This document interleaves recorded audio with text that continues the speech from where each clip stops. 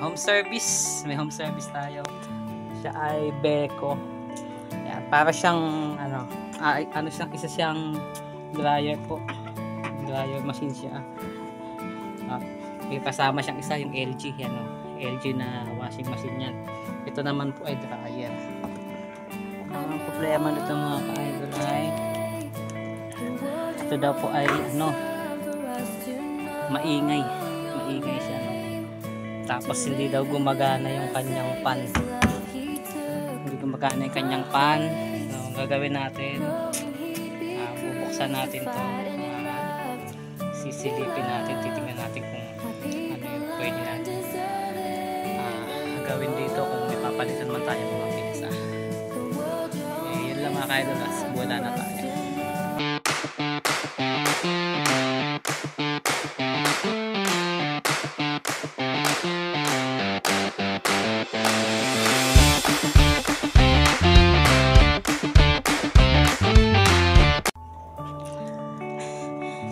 Yan mga ka-idol, gandang hapon ulit. Ito na po yung ating dryer.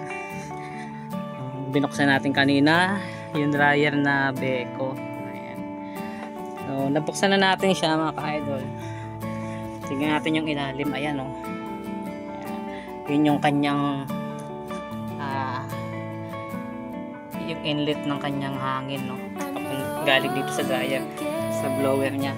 So yung tube ng blower, yung hose, flexible tube.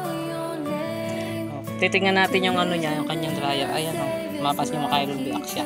Hinugot natin niya mula dito sa loob, ilalim. Binuksan na natin yan, na-check na natin. So ito yung naging itsura niya, yan o. Halatang kinayod siya, kinain.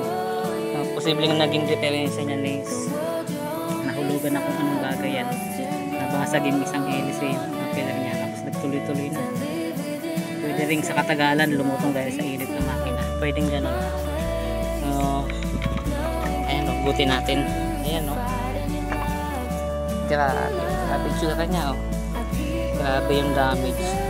So ang aalamin na lang natin mga ka-idol kung makakahanap ba tayo ng replacement nito.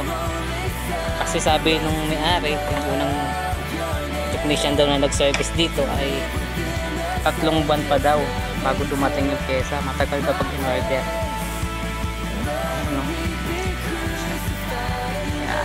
So tingnan natin mga ka-idol, hanapan natin ng kapalit yan.